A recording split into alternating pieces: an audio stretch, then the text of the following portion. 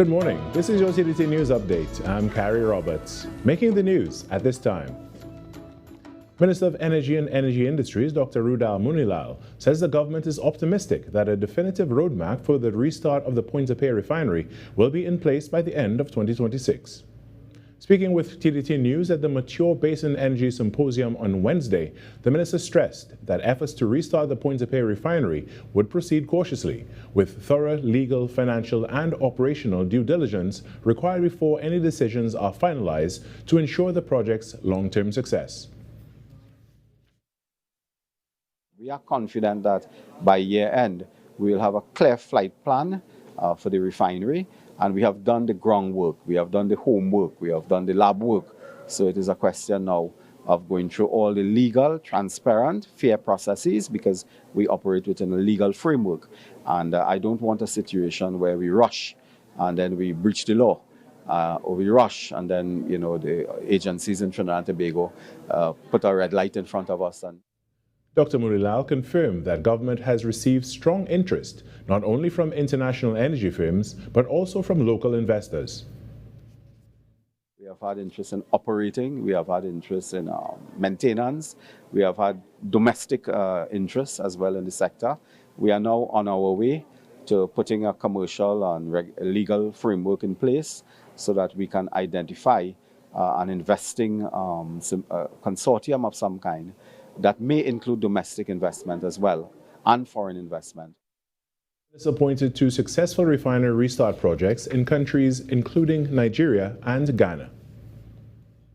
In more news, Minister of Energy and Energy Industries, Dr. Rudal Munilal, says an estimated 416 barrels of crude oil have been lost to date as investigations continue into Tuesday's oil spill in Barrackpore. He confirmed that preliminary findings indicate the incident was an act of deliberate sabotage. The minister said preliminary findings revealed that a 3-inch Renaissance energy pipeline had been deliberately cut, with approximately 10 feet of the pipeline removed. We believe that this was an act of sabotage. The estimated release is approximately 416 barrels of crude oil, impacting approximately 600 feet of an adjacent watercourse. Heritage immediately activated its incident command system, and Renaissance Energy isolated the affected pipeline by ceasing pumping operations 20 minutes later after discovery. The minister said approximately 50 barrels of oil had been recovered up to Wednesday morning, but no assessment had yet been completed on the financial losses incurred by Heritage Petroleum, which leases the acreage to Renaissance Energy.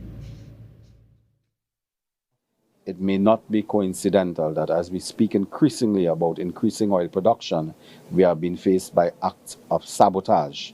And I want to call upon the national community to take note of this, which we believe could be part of a wider organized approach to undermining our energy infrastructure and indeed our energy security. Minister Munilal confirmed that security has been strengthened by Heritage Petroleum and that the police service has been notified as part of the ongoing investigation. In some sport now, at the Secondary Schools Cricket League presentation, TDT Sport caught up with the talented Levi Gani of Presentation College San Fernando, who copped the Intercol MVP title and also showed his musical skills at the event.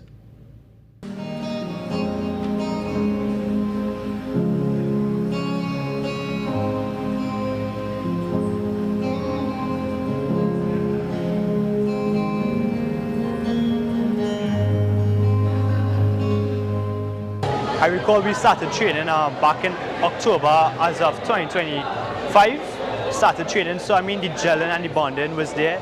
We did a lot of hard work into the season. And as the saying always says, hard work always pays off. So I did a lot of personal hard work, having achieved getting the most valuable player in the Intercol tournament. It feels really good. Really glad to not only make my parents proud, but also represent my Lord and Savior Jesus Christ. And that's what's making the news this morning. But joining us right now is the host of Trinidad and Tobago Today, Virmala Balkaran. Good morning, Virmala, and happy Friday Eve. Oh my gosh, that's music to my ears. Happy Friday Eve to you, Carrie. Good morning. Good morning, good morning. How are you feeling this morning? I am I'm getting by. I feel like it's going to be a great day. It's going to be a good weekend as well. So I'm really looking forward to all of that. What about you? When you get your cup of coffee in a little bit, you'll perk up a little bit. Oh, you have it already. I have my cup of coffee. With a very, very pretty cup. I'm a little bit jealous, slightly jealous. I'll let our producer know that you need one as well, okay? Okay. Okay. So then we could both hold up our Trinidad and Tobago Today cups. Well, actually, people still have time to get their cup of coffee because we just have a few minutes before the show gets started. I understand that today is a very special World Something Day that you want to tell me about. Yeah, that's right. It's very timely because we're in the midst of World Cup. And, so sport journalists are in the spotlight today because it's the UN Day of International Sport Journalists Day. And we have a few of our own who have been working hard and assiduously throughout the entire year, really. But of course, now for the World Cup season, they have a little extra work and it's excitement as well. Yeah, and there's always something happening in sport. And then a little later on, there'll be the biggest party in sport, which is CPL.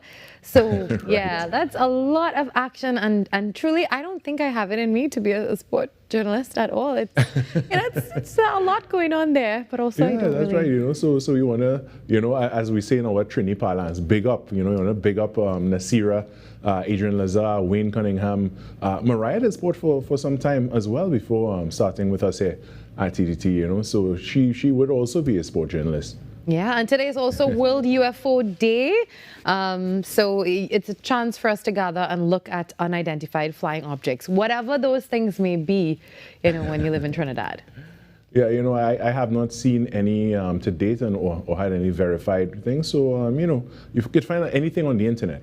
Yeah, actually, before I go, you remember that song? I think it was Outer Space is the name of the song. It's Marshall and Beanie Man. Right, yeah. Yeah, unidentified flying objects. Yeah. So that's a little throwback for you today. Oh, that is a throwback. That's a hashtag TBT. Thursday, that's right. Also, Christmas in July has officially begun on Sweet 100.1 FM. We'll chat with them on the link up a little bit later. So I'll talk to you soon on Tobago Thursday. Start making my ham and sorrel one time. That's right. Carry Tobago Thursdays on, so I'll chat with you soon. All right, looking forward to it as usual. Thanks so much, Virmala. Okay, bye. When we come back, the Trinidad and Tobago Today morning show gets going right after this short break. Every client deserves expertise, integrity, and guidance they can trust. At Camino Realty International, we deliver integrated real estate solutions, sales, rentals, property management, and project development. Driven by excellence, transparency, and innovation, we protect value, create opportunity, and build lasting success. Because real estate isn't just about buildings. For more information on our services, log on to CaminoRealty.com or follow us on social media at Camino Realty TT. Camino Realty International, elevating lives one property at a time.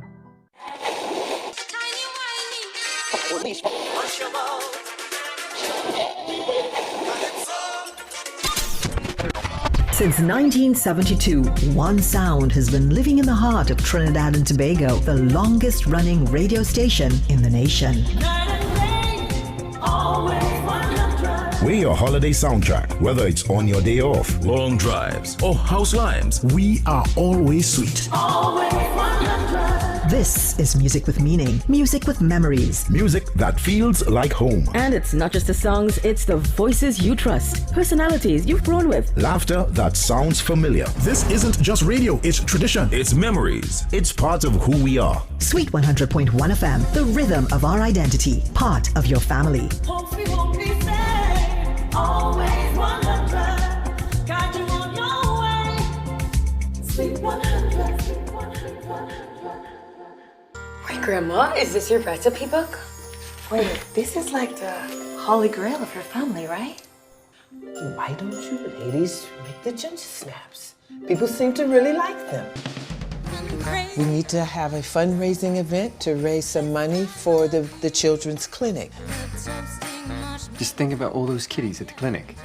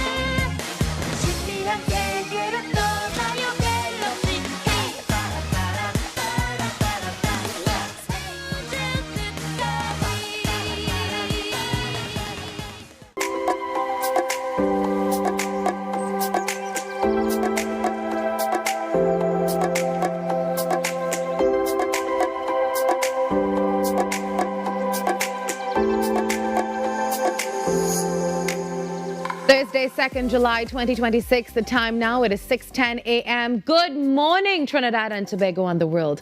I'm Virmala Balkaran, and welcome to Trinidad and Tobago Today. Let's take a look now at what's trending this morning. Well, the 16th woman has been murdered for 2026. She has been identified as 39-year-old Nisha Roberts. Residents of Mount St. George, Tobago are relieved after police detained a suspect in connection with the killing. Roberts was found dead in a pool of blood at her home shortly after 7:20 Wednesday morning. Now, hours later, at around 2:15 p.m., Homicide Bureau officers arrested a 41-year-old man from South Arapuch after he disembarked the Galleons Passage ferry in Port of Spain. Now, police are also continuing investigations. We'll bring you the updates as they come to us. And the Ministry of Education is extending congratulations to the 17,509 students who sat the examination, commending them for their hard work, their dedication, and perseverance throughout their primary school journey. The ministry is also thanking parents, guardians, teachers, principals, and support staff for their guidance and support in helping students reach this important milestone. The Education Minister Education Minister Dr. the Honorable Michael Dowlat says this cohort represents the future of Trinidad and Tobago and encourage students to step confidently into secondary school, knowing their journey is only beginning. And here at Trinidad and Tobago Today, we also want to congratulate every student. We wish you all the very best as you begin this next chapter. And please remember, this is only one part of your story. One result does not define who you are or the heights that you can reach. Well, to the parents, the guardians, congratulations to you as well. And to our hardworking educators, thank you for your dedication, your patience and commitment in shaping the next generation. Good luck, students. And did you see this? Well, this was very viral yesterday. A couple has been taken into custody after scaling the top of the New York City's iconic Empire State Building before apparently getting engaged. Now, two Russian nationals climbed to the skyscraper's 1,454-foot summit, where they unfurled a banner reading, "When the power of love beats the love of power, the world knows peace." Interesting. Well, he then appeared to propose, getting down on one knee before the pair shared a kiss. Is this chivalry for you? Well, the couple remained atop the building for about 10 minutes or so before descending and being taken into custody. They are known for performing similar high-risk stunts around the world. Very, very interesting. Is that something that would impress you? I mean, I'm not climbing a building at all. I'm really sorry. Meet me on the ground. So it's Tobago Thursday on the show, where we spotlight all things happening on the Sister Isle. We also link up with Sweet 100.1 FM as usual. You know, they've begun their Christmas in July campaign. We can't wait for that. Lots more to look forward to when we come back, so you know what to do. Grab your cup of coffee and settle in. Trinidad and Tobago Today has begun.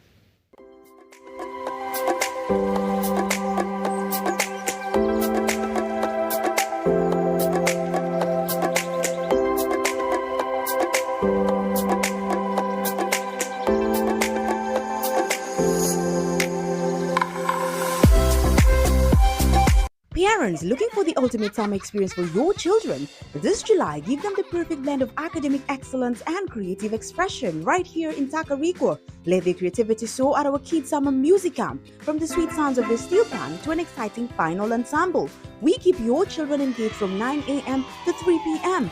Want to secure the academic future? Empower your child with our intensive SEA and CSEC math boot camps with essential past paper practice. Invest in their future. Weekly rates for academic boot camps are just $400. Or get the complete 4-week package for $1,600. The full 4-week music camp for just $1,600 per camper. Call or WhatsApp 482-8011 right now to register. Give your child the head start they deserve. Being connected, it means a lot because, first of all, you can't do this by yourself. When you have your phone, you always have somebody at your side. I could call for help, anything going like, you know. You know, I'm giving children the opportunity to experience outside of their neighborhood. Digital is kind of a comfort, you know, you feel good that people in your lives are always able to be contacted. I was with the other network and I was having problems, so I joined Digicel. and I never regretted it. I know it sounds romantic to leave everything behind to bake bread and muffins, but this isn't us. We haven't worked here in 20 years. I'm from the Great National Trust Bank. 2 weeks.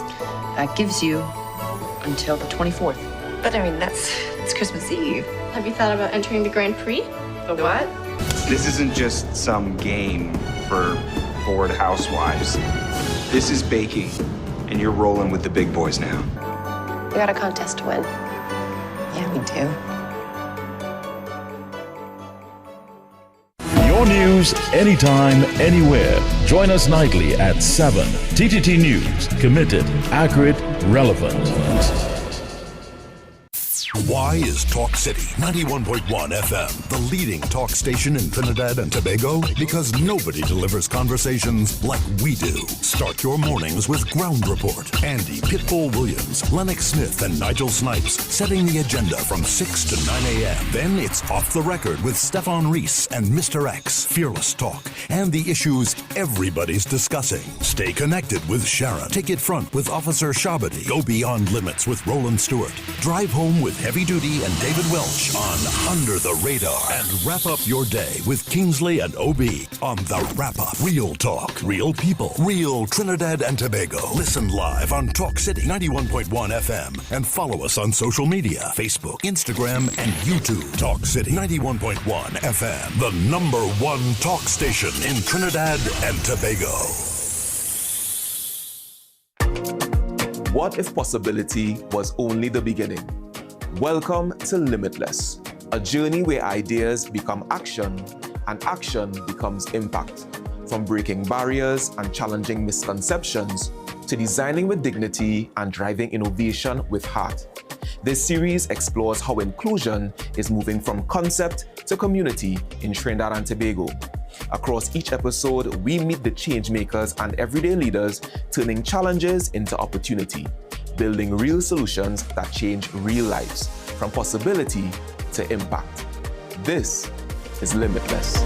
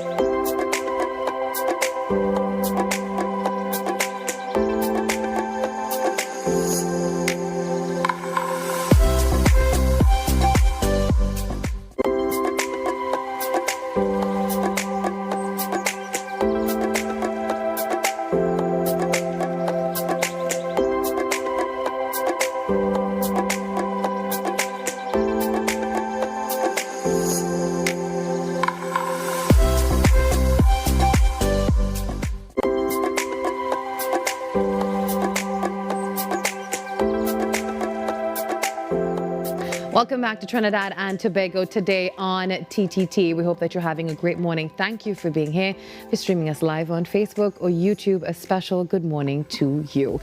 Well, SEA results are just hours away. How do you feel about that? A lot of nerves I can only expect. Remembering my time, it was definitely something, I never want to feel again. But of course, as we said before, please remember that this is not the end of the road. Things are, just getting started for you. So please, please, please continue to do your best. And we are always here for you on Trinidad and Tobago today. Well, continuing with the show, the safe, tranquil image of Tobago that has long been a primary economic asset is facing its toughest test yet. A noticeable uptick in brazen armed robberies across its villages and business districts is stirring widespread public anxiety. But beyond the immediate safety fears lies a deeply troubling economic question. How much damage can Tobago's economies withstand before the fallout becomes irreversible? Well, joining us now to look at this crisis through a structural lens is crime economist and THA technical advisor Anselm Richards. Mr. Richards, good morning and welcome. Good morning. Good morning, Trinidad and Tobago. Good morning, Lou. Thanks for having me this morning. Now, Mr. Richards, you've noted that before every robbery involving an illegal firearm is a potential murder. Well, as a crime economist now, how do you calculate the direct cost of fare for a business owner in Tobago who now has to divert, that scarce capital from business expansion into heavy security infrastructure? Well, the fear of crime and the cost of the fear of crime is really a multivariable calculation. But some of the immediate things you will observe is that the increased spend on security and protective infrastructure for their establishment and their staff. You will also have the impact of even your customers now not shopping later in the night. They are hesitant to be out late. They are hesitant to come to the facility if it has been a target of robbery and all of that. So it's a multivariate analysis that one has to do to really get the true calculation of the fear of crime. But there are these direct impact that you can really see taking place and do that kind of observational calculation as to what the cost of crime is likely to be. But it's a longitudinal study that you have to do, and you have to check it over time to see how the fear of crime is evolving within the community, how it is evolving within the business community, and how it is impacting sales and even customer participation in business activity. For instance, the fear of crime can have restaurants not getting the kind of traditional business that they are accustomed to because people are not dining out late because they don't want to be out late. But I must say that Tobago, while we are seeing the uptick in these type of activity, Tobago doesn't really face a crime epidemic at this particular point in time. If you compare to other islands and even Trinidad, we are not being, beaten with violent crime to the extent that other countries in the region are facing. And we do have these pop-up incidents, and it is causing real social anxiety even among our brothers and sisters in Trinidad, because Tobago has been our escape island for all of us in Trinidad and Tobago. And now we are seeing these unwanted or these socially displeasing activity taking place. And therefore it's a concern not only for Tobagoans, but also our brothers and sisters in Trinidad. Now, Mr. Richards, Tobago's economy relies heavily on the alternative accommodation sector. The guest houses, the community tourism. If visitors begin to view our local streets and villages as unsafe now, what kind of domino effect does that trigger for the wider service-led economic model? Right, so that's a very important question. And we have to be mindful of that as Tobagoans. That our primary economic product is based on tourism. And one of the consideration of calculation a visitor makes to determine a destination is their personal safety and that of their family and friends. And if the destination becomes unsafe and crime become a threat to the economic viability of the island, then we will see a fall off of visitors to the island. Even our brothers and sisters from Trinidad, because our economy is now being sustained in a significant way from domestic tourism and not really foreign tourism, but our brothers and sisters in Trinidad putting their cars with their families on the boat on a Thursday afternoon, coming to Tobago, spending the weekend, filling the guest houses, going to the restaurants, going to the beaches, and buying their services and their goods from our businesses in Tobago. That is really what is sustaining our tourism now. And if that option becomes challenged by crime and violence on the island, then there will be an economic fall-off. We in Tobago have recognized that. We are doing some intervention at the community level. I don't know if you recall that some years ago we had the community safety program, because we have been treating crime as a social issue. And we recognize that if we do the social control mechanism, we can reclaim our safety tradition, our safety DNA, because it is still built in. If you come to Tobago and it's Sunday and then weekend, you will see how we get together as an island of communities in terms of our harvest, which is a very social, very powerful socio-economic activity where villages prepare and feed the entire island and even visitors to our island. And that we must maintain, because I think that is a very strong antithesis to crime. And therefore we are working with our communities, we are working with our youth, and we are working with our organization, our sporting organizations. We are having the churches, we have established a council of churches that they want to do things in the communities to restore that calm, peace and safety that we are known for. So we are working. We are not only leaving the challenge of crime up to our law enforcement agency, but we are getting our community involved because we want to prepare them with the knowledge and understanding and the capacity to participate in the decision-making and even the prevention activity for crime and safety in their communities. We are also looking at the option of how as we build out this new economy, as we build out this island, and as we move to become the greatest local island on the planet, how do we incorporate in our design, our new infrastructure, that whole concept of crime prevention by environmental design? Are we going to build buildings that create dark corners and opportunity for people to be robbed or to be mugged? No, we are taking all those things into consideration. How do we put lighting to prevent, options or even people becoming victims to crime? All those things are being incorporated in our development model as we go forward. But we are paying particular attention to this because of the threat it poses to our economic survival. Mr. Richards, there's a prevailing narrative that the criminal elements and tactics that we're seeing are being imported or nationalized from Trinidad. So to what extent is Tobago failing to build its own localized on-island capacity to disrupt these networks before they land on the shores? Well, I don't know if we can prevent it from landing on the shores, but I mean to say in terms of goods, illicit drugs and guns coming into the island, definitely we are working with the national security agencies. And let me just make this point. At this juncture, as you raise this issue, you must appreciate and the country must appreciate that the Tobago House Assembly does not have any legal authority for law enforcement in Tobago because that is a fixed item, scheduled item in the Tobago House Assembly Act, and therefore national security resides with the central government. We have been pressing, and we have been pressing with some level of determination and alacrity to ensure that we are given the legal authority to establish what we call the Tobago House or the Assembly Police. That will be a second layer of security feature on the island, and that can free up our national police to focus on the tertiary level of criminal activities on the island. So we are moving in that direction to build the institutional capacity, localized, indigenous to Tobago, and we can have our community policing aspect into that, our tourism community policing activity that supports our sustainable tourism model, where we are building across our communities, building on the tourism assets, our heritage, our parks, as we have done in the Castara model. And therefore, that will be a significant part of our design by default, our security concept in terms of building out the Assembly Police. And we want to tie that into all our public safety issues, so all our lifeguards, our forest rangers, and our litter wardens, our traffic wardens will be tied into the Assembly security framework so we can provide a more present feel of security on the island in complementing the national police operation on the island.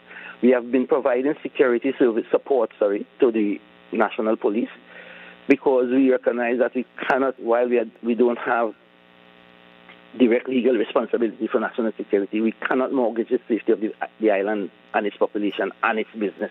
And therefore, we have been providing significant economic support in terms of resources to the police on the island. Just as a matter of yesterday, as the technical person and the person who came from the police service, because I was once a police officer before I came to this place, I interfaced with the police here in a very intimate way, and I was discussing with the leadership here how the Assembly can provide further assistance to them based on their current needs, right? And therefore, what I will make a plug now on the national television is that the central government needs to ensure that the security needs of the island of Tobago is adequately provided for. And I'm saying that without fear of contradiction because of the kind of expenditure the Assembly pays out annually in support to the police service and the Army in Tobago, which are our primary security agency. There needs to be a little bit more attention to what is happening in Tobago. Because you see, if we allow the both island to experience what we have been experiencing in Trinidad and Tobago, then probably we will be closer to what we call a failed state. We still have the opportunity, as you see, to recapture Tobago and to rebuild its safety tradition, to rebuild or to strengthen its safety DNA. And therefore, the central government has to execute its responsibility to Trinidad and Tobago and more so to the people of Tobago and the island and its visitors. Yeah. Well, Mr. Richards, before I let you go, looking at the long-term vision outlined in the blueprint for Tobago, how can strategic fiscal planning ensure that, our social safety nets are sustainably funded alongside our vital tourism and infrastructure projects? So, and that's a two-pronged response. So our strategy is that while we build our social safety net and we lift our most vulnerable out of the I don't want to say misery, out of their socioeconomic challenges, we are doing that by creating pathways for them to become very active participants in the economic growth and transformation of the island.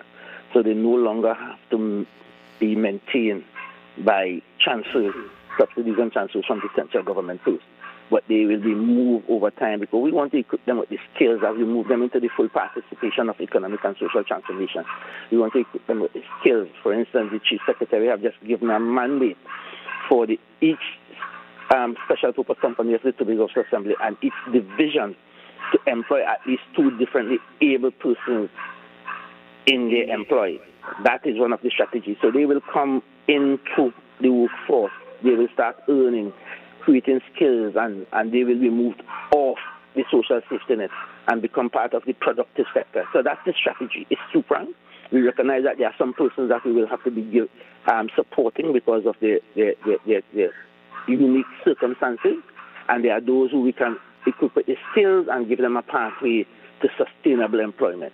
And that is where the fiscal, the strategy, the policies that build sustainability, because we cannot keep the population of the socially or the economically vulnerable growing and not moving them into that, those who are capable of being so moved into the productive realm of the island economy. And remember, we are a very small economy, and that's why the impact of crime and what we are doing is so intense, because everybody in Tobago knows everybody.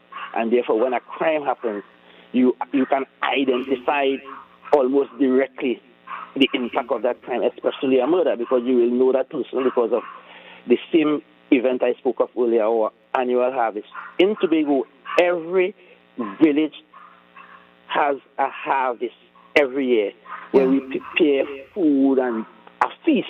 They call it a community feast, where the rest of the island just go to that village, go into any home, sit and eat and have conversation. And that builds the social capital of the island, which is a very strong foundation and which is a very strong social crime prevention strategy. And therefore, we have to build on those things. All right. Thank you very much, Mr. Richards, for joining us this morning and, helping us to unpack all of this happening in Tobago. Have a great day. We'll talk to you soon. 6:33, that's the time in the Republic of Trinidad and Tobago. We hope that you've been having a great morning. We take a short break and come back with more.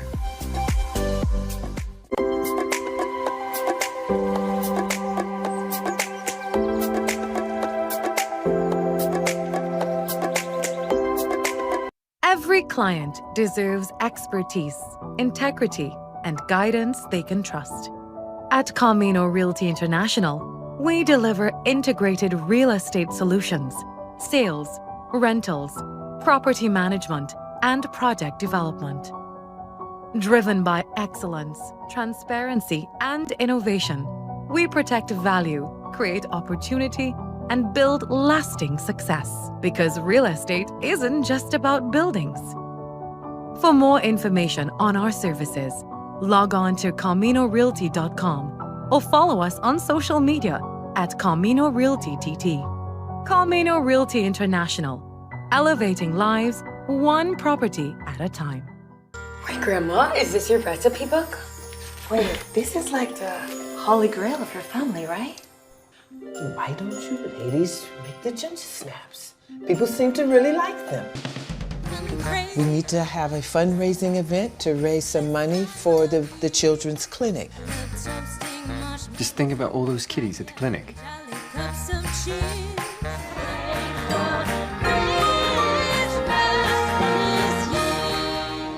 I know it sounds romantic to leave everything behind to bake bread and muffins, but this isn't us. We haven't worked here in 20 years. I'm from the Great National Trust Bank. 2 weeks. That gives you until the 24th. But I mean, it's Christmas Eve. Have you thought about entering the Grand Prix? The what?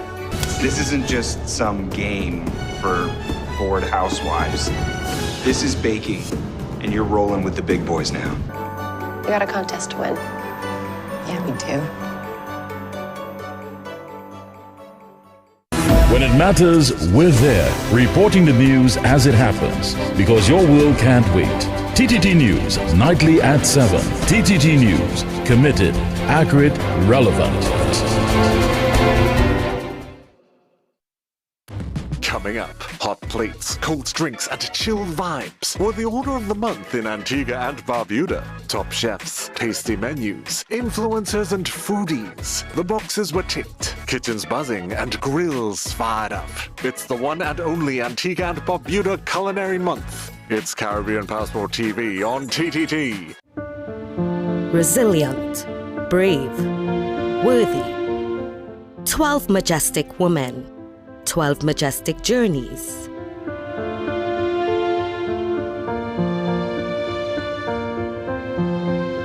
Majestic Makeover Season 3, coming soon to TTT and TTT Live Online.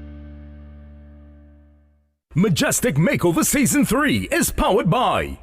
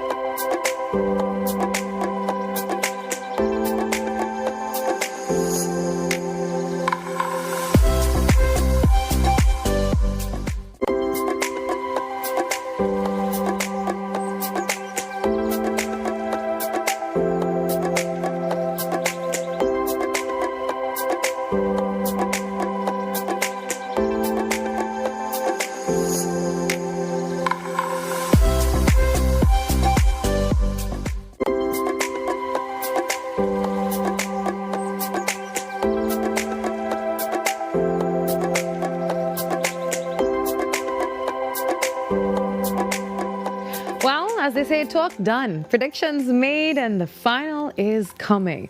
Digicel and TTT Limited Media Network, we're presenting Game On, the finale. It is the ultimate football watch party experience. Are you going to be here with us? Well, we're expecting you. Now, you can catch every moment on massive screens, enjoy exciting giveaways that we have for you, live entertainment, and get this, a premium bar is available for purchase. Join us Sunday, July 19th at 1 p.m. at the Mecca, right here, 11A Maraval Road, Newtown, Port of Spain. Admission is absolutely free, but you must secure your exclusive access pass via Island tickets. No coolers or glass bottles allowed. For more details, all you have to do is stay locked into the TTT Limited Media Network, Sweet 100.1 FM, Next 99.1 FM, and Talk City 91.1 FM. And this is all powered by Digicel, Creamery Novelties, Jade Monkey Bar Tobago, Campari, Magnum, Stamina Energy, Blue Waters, Cafe Barista, Da Castello Prosecco, Stoli Vodka, Allegra, and the TTT Limited Media Network. Once again, that's Game On, the finale. Don't just watch it. Come and experience it with us. It takes place this Sunday, 19th July at 1 p.m. right here at the Mecca, 11A Maraval Road, Newtown, Port of Spain. So head across now to Island tickets. Remember, no coolers or glass bottles allowed, and you can get all the information on our social media pages. Well, today we're doing Tobago Thursday, you know that. Talking everything Tobago related, everything happening on the Sister Isle, you know, to keep you updated and informed. And last week we spoke with Jolie St. John as she gave up the reins of Tobago Junior Tourism Secretary and Regional Junior Tourism Minister. And now, Tobago's tourism sector has a powerful new youth champion. fresh off a fiercely contested debate competition, Shania Phillip has walked away with the title of Tobago Junior Tourism Secretary. Shania is stepping into big shoes as she prepares to represent Tobago on the regional stage at the Caribbean Tourism Organization's Youth Congress a little later this year. Well, joining us now to share her vision and what she hopes to accomplish during her tenure is Shania Phillip. Shania, good morning. Good morning. Well, a massive congratulations to you and welcome to the show. How do you feel? I feel great. Now, take us back to that moment when they announced your name. What went through your mind, and how does it feel to now officially bear the title of Junior Tourism Secretary for Tobago? I honestly felt shocked in the moment, but then a wave of just gratitude and excitement washed over me, and I couldn't really explain the feeling, but it was amazing, and I was just grateful to God for the opportunity. And I was just thankful for everyone who helped me along with my journey. Now, your predecessor, Jolie, went all the way to win the regional title of Caribbean Junior Minister of Tourism. So as you prepare to represent Tobago now on that same regional stage at the Youth Congress later this year, what are the core ideas or the unique elements of Tobago's culture and heritage that you're most excited to showcase to the wider Caribbean? Well, I was honestly inspired by Julie's win, so I hope to continue representing Tobago with excellence, and I hope to bring Tobago's warm hospitality, its rich, deep culture and traditions, as well as some of its very unique festivals and local cuisine. Now, during the debate competition, you had to really dive deep into research about Tobago's tourism sector, right? Now, from your perspective as a young leader, what is the single biggest opportunity right now to get more young Tobagoans actively excited and involved in the hospitality and sustainable tourism industries? Well, from my research, I've seen that young people become passionate about tourism when they can see themselves in that area. So many youth think that tourism is only about hotels and beaches, but it's about so much more. It's about our culture, our heritage, our festivals, our environment, our entrepreneurship, as well as, most importantly, the Tobagonian people who make this destination so special. So for youth to get involved, I would say they can be a part of the marketing aspect of Tobago, bringing in that attention through photography and posts online. And tourism is rapidly evolving with technology and AI and social media. How do you plan to use your new platform over the next year to advocate for modern and, tech-driven approaches to how we market Tobago to the wider world and younger international travelers? Well, again, through my research for this competition, I've seen that younger tourists are more drawn to social media posts or short video content that really brings them to choose their next travel destination. So utilizing that information, we can really push for more social media advertisements to draw in more international tourists, as well as incorporating technology like virtual reality. And incorporating AI into virtual reality could create an AI an assistant in the VR that helps tourists choose their next destination, which could be Tobago, that focuses on their niches, whether it be culinary or ecotourism. Now, my final question for you this morning, Shania, if you could sit down with the Division of Tourism, Culture, Antiquities and Transportation right now, what is one youth-led initiative or policy that you would ask them to implement to ensure that community-based tourism directly benefits local villages? I would implement an Adopt a Village tourism program in which we pair schools and tourism groups with different villages in Tobago, and the young people in these groups would be allowed to document local history, traditions, and attractions while creating walking tours and cultural experiences that promote the village. because every village has a story worth sharing, and young people can help tell it. All right, well, thank you very much, and I wish you all the best going forward, and we can't wait to see your progress, and, you know, just we continue to support you, and we are very, very proud of you. Thank you very much. All right, thank you for being here. The time now 6:45, giving you an update on what's happening in Venezuela. Now, the death count is actually 2,295. Yep, the death toll is 2,295. Over 50,000 people reported missing.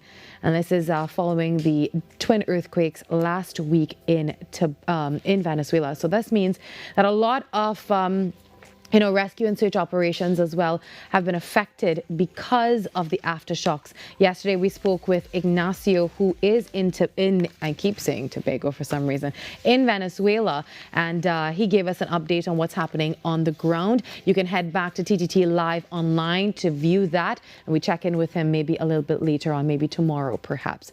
Well, we got to take a short break, and when we come back, there's more for you on Trinidad and Tobago Today on Tobago Thursday.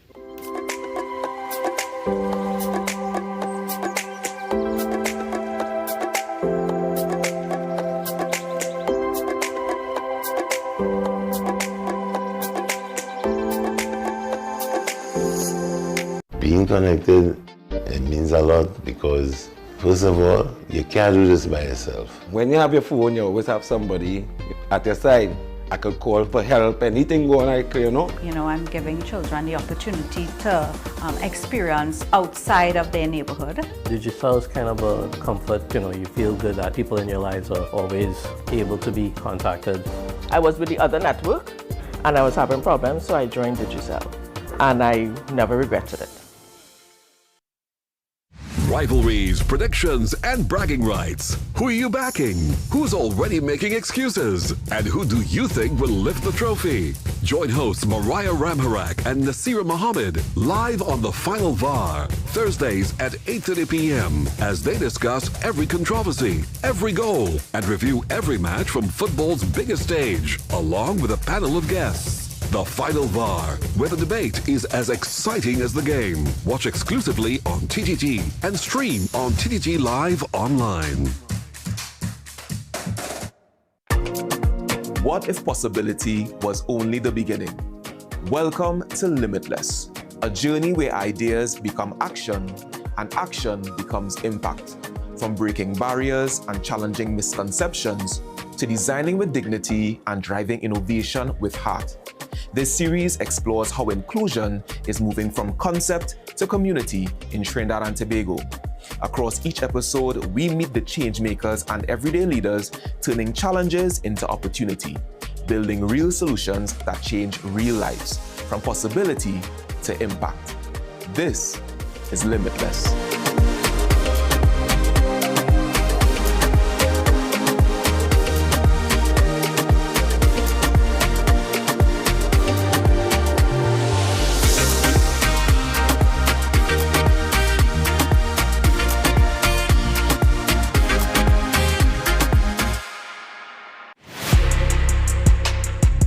Virmala Balkaran, host of the Socially Safe podcast, the new TTPS podcast where we share real stories, teach real lessons, and create real impact. From online safety and youth crime to community policing and personal responsibility, we go beyond the headlines and talk about what's happening in our communities with the officers and experts who are on the front lines. Because safety starts with awareness, conversation, and action. Tune in to the Socially Safe podcast on the TTPS YouTube channel, listen on Apple Podcasts and on Spotify. Don't miss it. Watch on TTT, Mondays 6 p.m., Tuesdays 1:10 p.m.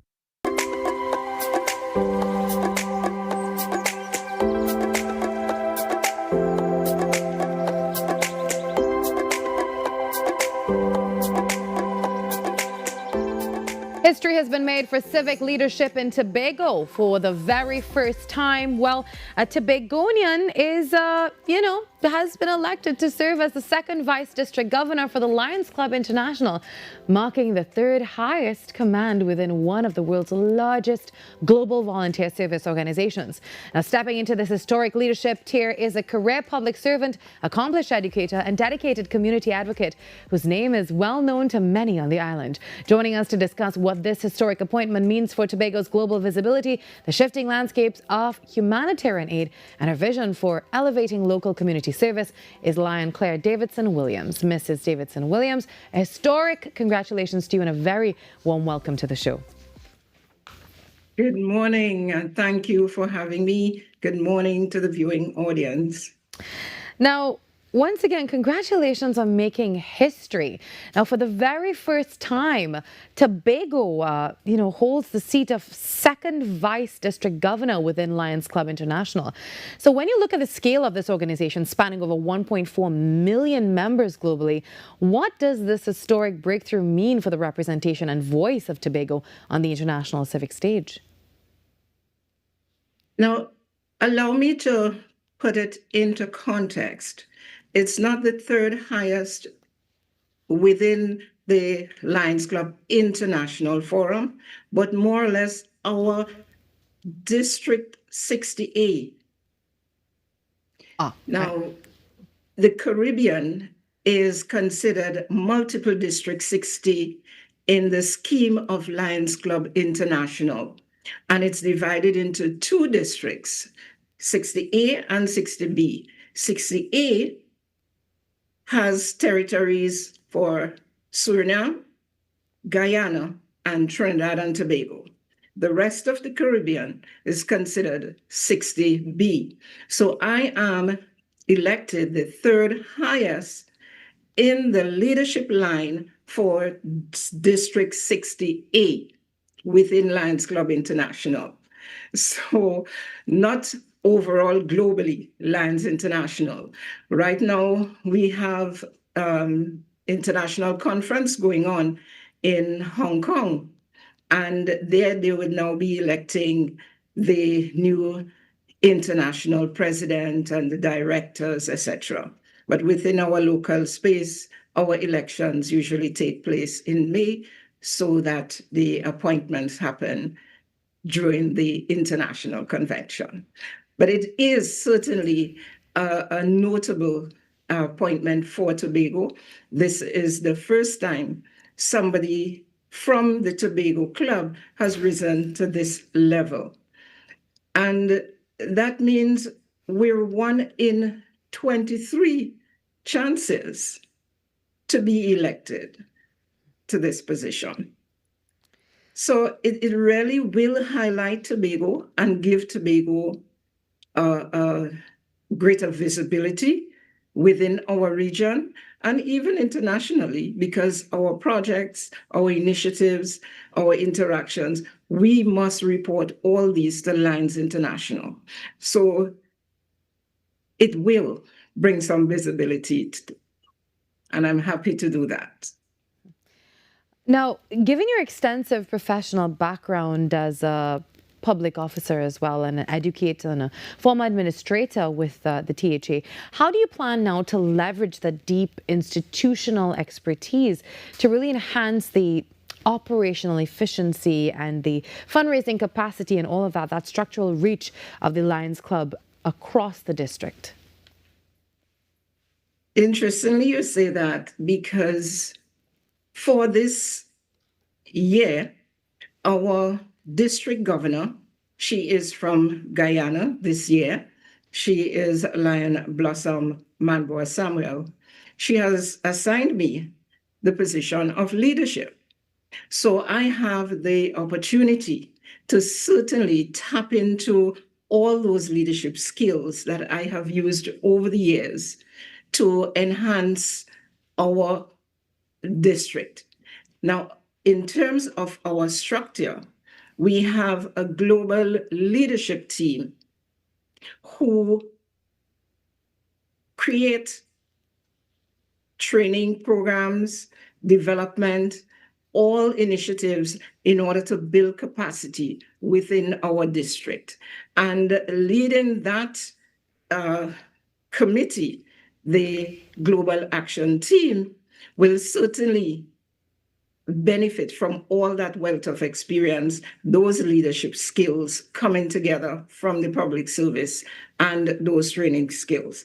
And beyond that, Lions Club International usually offers training to build capacity as well for leaders as we go along. And certainly the network that I have created within the public service, it's going to be, invaluable using some of the persons that I interact with to assist us in further training. So those skills will be well utilized for Lions and building our district capacity. All right. Thank you very much, Mrs. Davison-Williams, for joining us this morning. I will talk to you soon, and good luck in your role going forward as well. Have a good day. Thank you, and happy Lions, the Lions of District 68. All right. Thank you. Just about a few seconds before we take a short break to the news. Carrie's up next with the major network news at 7 o'clock. We'll see you inside hour number 2 of Trinidad and Tobago Today.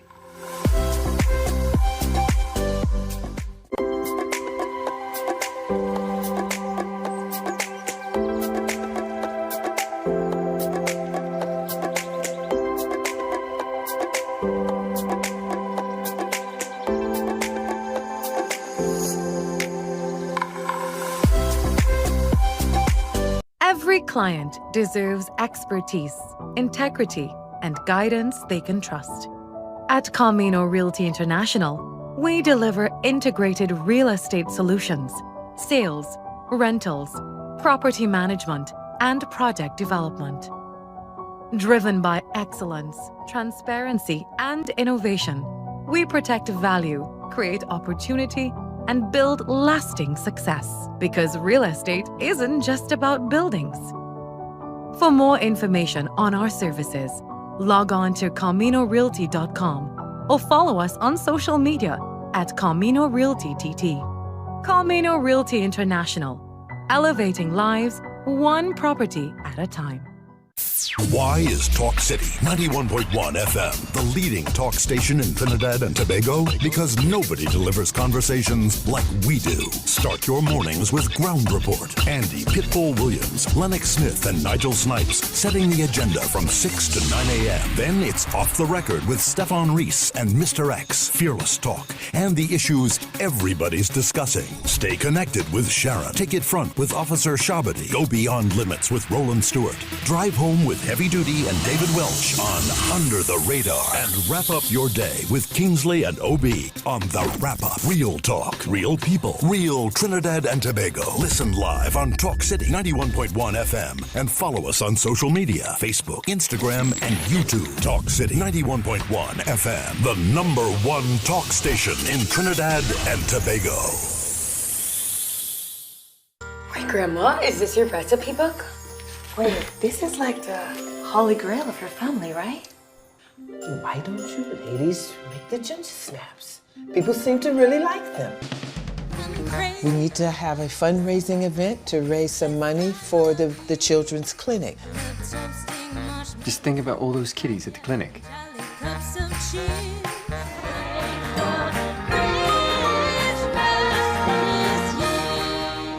I know it sounds romantic to leave everything behind to bake bread and muffins, but this isn't us. We haven't worked here in 20 years.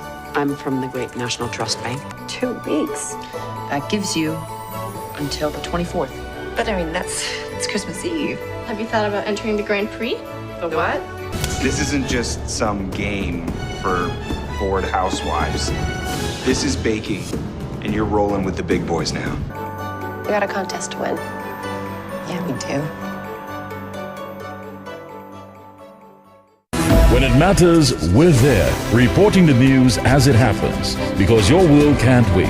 TTT News, nightly at 7. TTT News, committed, accurate, relevant.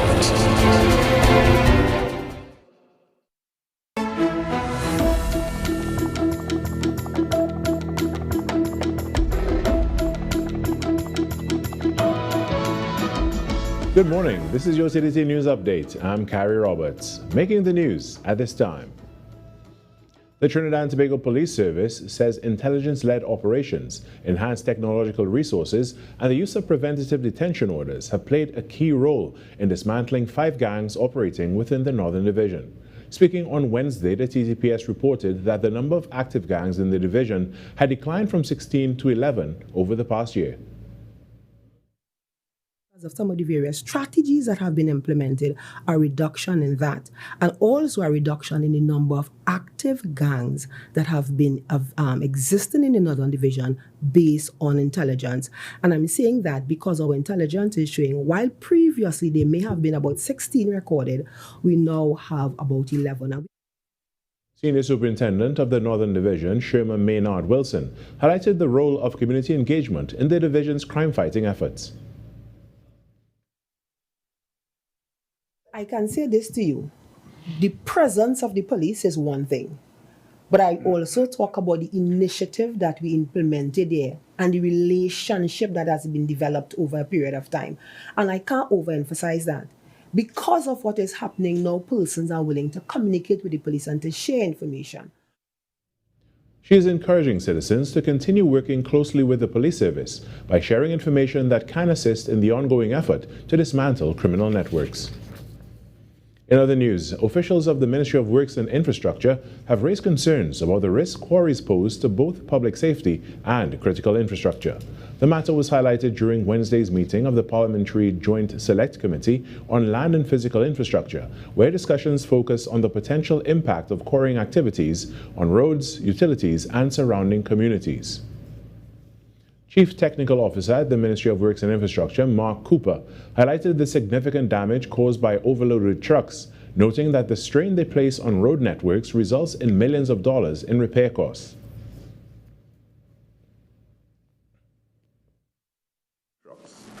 It causes the state of the road to deteriorate way faster than it's supposed to. Typically, a road is supposed to be designed for 20 years. With some maintenance starting between 7 and 10 years. You may have some interventions. What we have recognized is that along roadways closer to quarries, we have to do repairs much faster because of the overloading that takes place. He added that their failure to adhere to best practices also have negative effects. Trucks, they would come out of the quarries or the illegal quarries without having wheel washers, for example, and material would fall into the drains, wash into the side of the drains, and then ultimately reach into the rivers. And of course that continues to silt up the river, and there's the vegetation that takes place as a result and so forth. So we spend a lot of money actually desilting river waterways, watercourses, cleaning drains. He said non-compliance with established standards can pose a safety risk to motorists, noting that material spilling from trucks onto roadways can damage vehicles, including causing broken windscreens. In sport, England came from behind to beat DR Congo 2-1 in their round of 32 clash at the FIFA World Cup, securing a place in the round of 16. Brian Chipenga's early strike gave DR Congo a shock lead, while goalkeeper Lionel Mpasi denied England with key saves. The turning point came after manager Thomas Tuchel's substitutions, with Anthony Gordon crossing for Harry Kane to head the equalizer. The England captain then sealed victory with a powerful finish for his 13th World Cup goal. And that's what's making the news at this time. When we come back, it's hour number 2 of Trinidad and Tobago Today. Being connected, it means a lot because, first of all, you can't do this by yourself. When you have your phone, you always have somebody at your side. I could call for help, anything going like, You know, I'm giving children the opportunity to experience outside of their neighborhood. Digital is kind of a comfort, you feel good that people in your lives are always able to be contacted. I was with the other network and I was having problems, so I joined Digicel and I never regretted it. Parents looking for the ultimate summer experience for your children? This July, give them the perfect blend of academic excellence and creative expression right here in Tacarigua. Let their creativity soar at our Kids Summer Music Camp. From the sweet sounds of the steel pan to an exciting final ensemble, we keep your children engaged from 9 a.m. to 3 p.m. Want to secure the academic future? Empower your child with our intensive SEA and CSEC math boot camps with essential past paper practice. Invest in their future. Weekly rates for academic boot camps are just $400. Or get the complete 4-week package for $1,600. The full 4-week music camp for just $1,600 per camper. Call or WhatsApp 482-8011 right now to register. Give your child the head start they deserve. What if possibility was only the beginning? Welcome to Limitless, a journey where ideas become action and action becomes impact. From breaking barriers and challenging misconceptions to designing with dignity and driving innovation with heart. This series explores how inclusion is moving from concept to community in Trinidad and Tobago. Across each episode, we meet the change makers and everyday leaders turning challenges into opportunity, building real solutions that change real lives, from possibility to impact. This is Limitless.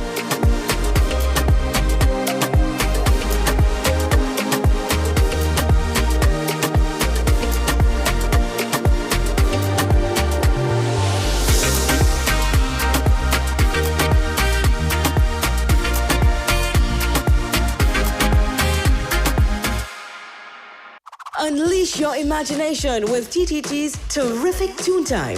Join us as we stop evil geniuses from taking over the world from Super Z, or hop on board for a journey into outer space with Galaxy Kids.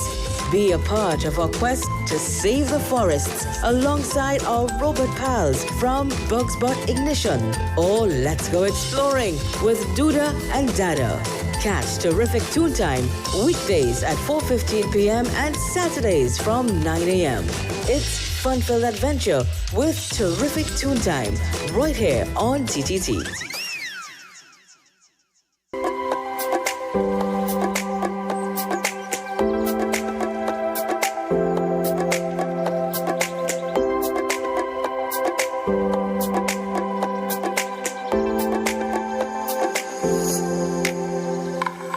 Welcome back to Trinidad and Tobago Today on TTT. Remember, for all the stories that you see here and more, check us out at TTT Live Online. Follow us on all our social media channels at TNT Today Show as well. Well, it is the day thousands of households across Trinidad and Tobago have been anticipating for months. Tonight, over 17,000 students will find out their secondary entrance assessment results when the Ministry of Education opens its online portal at 11 p.m. For parents and children alike, this final stretch can feel overwhelmingly heavy with anxiety, high expectations, and a fear of the unknown. But how do we protect our children's mental well-being and our own, regardless of what that screen shows tonight? Well, joining us this morning to give us the tools to navigate this emotional milestone is child psychologist and founder of Imaginable Life, Tennille Graham. Tennille, good morning and welcome. Hi, good morning. Thank you for having me. How are you this morning? I'm doing good. I am doing good. Excited, actually.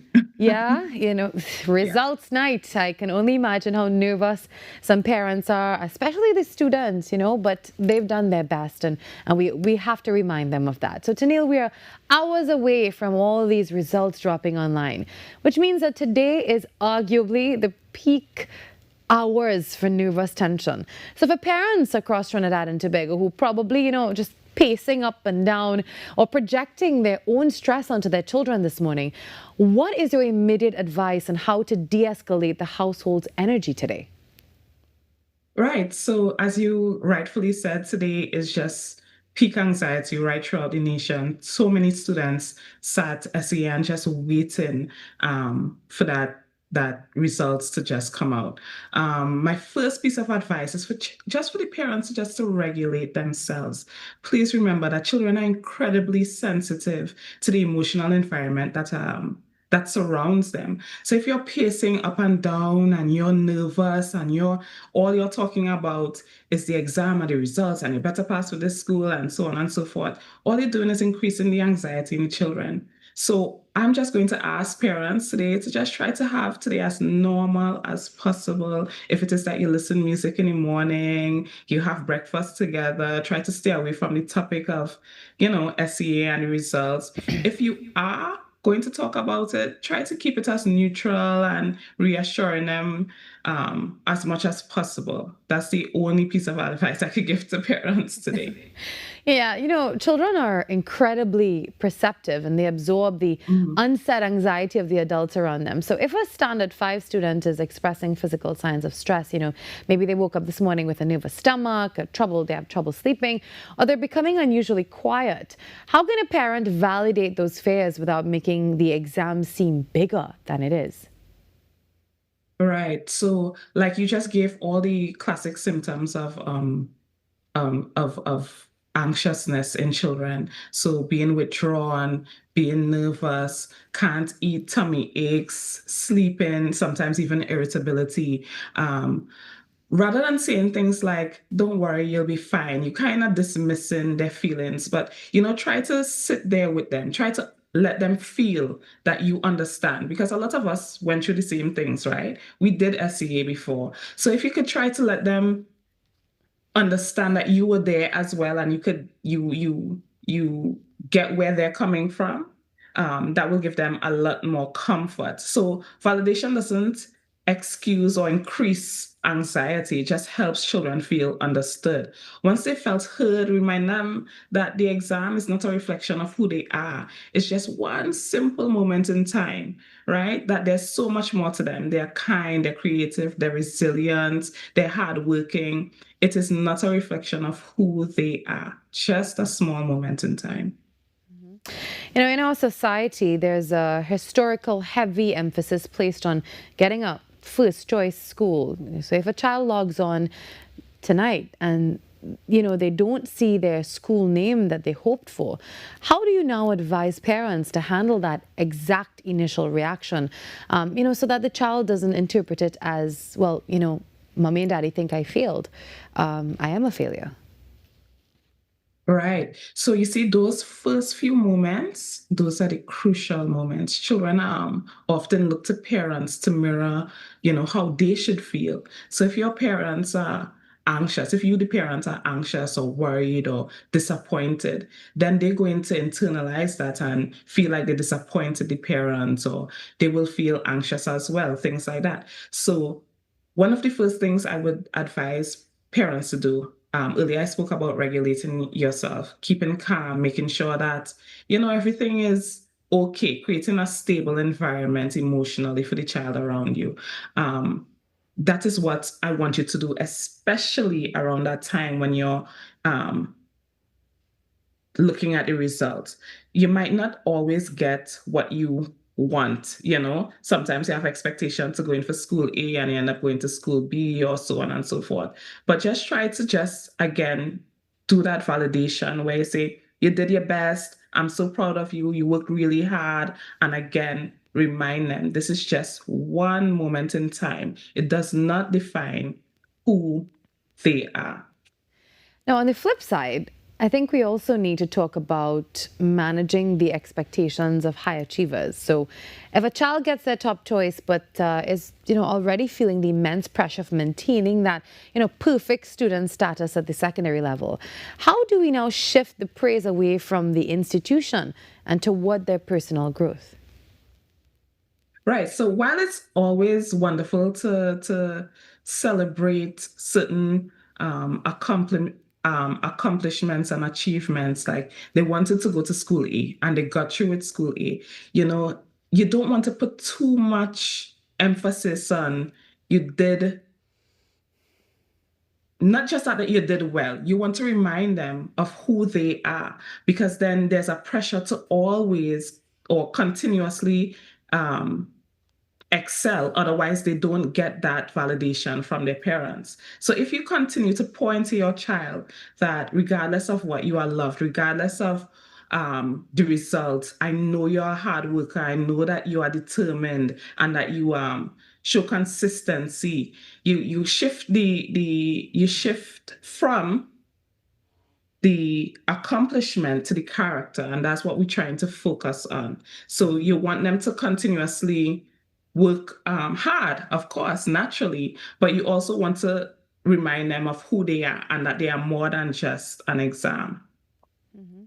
Now, whether a child is attending a traditional prestige school in Port of Spain or, a close-knit secondary school in rural Tobago, the curriculum and the transition to, that teenage years remain identical. So how can we as a wider national community now rewrite the narrative surrounding SEA so that, our 11-year-olds and our 12-year-olds, even some are 10, that they realize that this test is just a transit point and not necessarily a final destination? Yeah, I think it begins with just, changing the conversation around SEA, seeing SEA as a milestone and just not a measure of a child's value or their potential. Across TNT, we see doctors, lawyers, entrepreneurs, psychologists, coming from all different types of secondary schools, and it's not that where you pass for determines who you are at the end of the day. Just because I went to school A doesn't mean I will become successful or otherwise unsuccessful in life. So again, we really, really want to just shift that conversation to show SEA as a milestone rather than a destination. Try to talk about what school do you want to go to? That's fine, but it's not the end all be all, right? Today is the end. Today is not the end of their story. It's, it could very well be the beginning. Yeah, it's just a part of their journey to greatness. Thank you very much, Tennille, for joining us today. And an exciting day is ahead of us. We're looking forward to 11 p.m. We'll talk to you soon. Have a good one. Thank you. All right, that was child psychologist and founder of Imaginable Life, Tennille Graham. Well, if you're wondering what the weather's going to be like today, we've got you covered. Zena's here.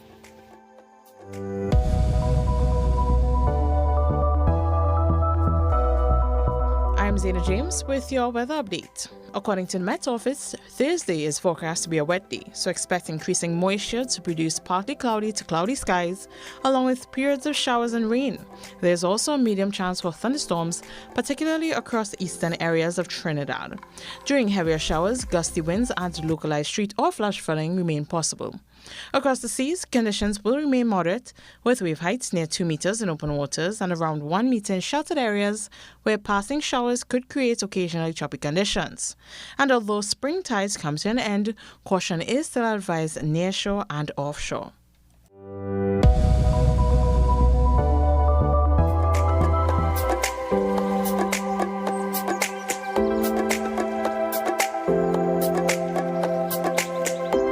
Every client deserves expertise, integrity, and guidance they can trust. At Camino Realty International, we deliver integrated real estate solutions, sales, rentals, property management, and project development. Driven by excellence, transparency, and innovation, we protect value, create opportunity, and build lasting success. Because real estate isn't just about buildings. For more information on our services, log on to CaminoRealty.com or follow us on social media at Camino Realty TT. Camino Realty International, elevating lives one property at a time. Being connected, it means a lot because, first of all, you can't do this by yourself. When you have your phone, you always have somebody at your side. I could call for help, anything going like, I'm giving children the opportunity to experience outside of their neighborhood. Digital is kind of a comfort, you feel good that people in your lives are always able to be contacted. I was with the other network and I was having problems, so I joined Digicel and I never regretted it. Wait, Grandma, is this your recipe book? Wait, this is like the holy grail of your family, right? Why don't you ladies make the ginger snaps? People seem to really like them. We need to have a fundraising event to raise some money for the children's clinic. Just think about all those kiddies at the clinic.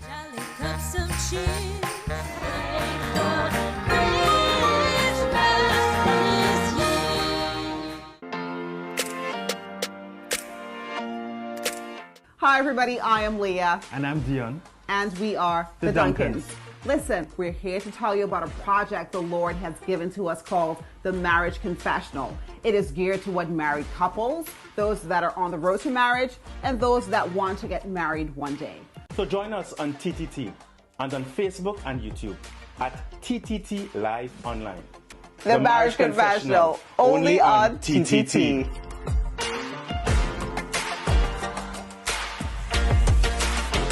I know it sounds romantic to leave everything behind to bake bread and muffins, but this isn't us. We haven't worked here in 20 years. I'm from the Great National Trust Bank. 2 weeks. That gives you until the 24th. But I mean, that's Christmas Eve. Have you thought about entering the Grand Prix? The what? This isn't just some game for bored housewives. This is baking, and you're rolling with the big boys now. We got a contest to win. Yeah, we do.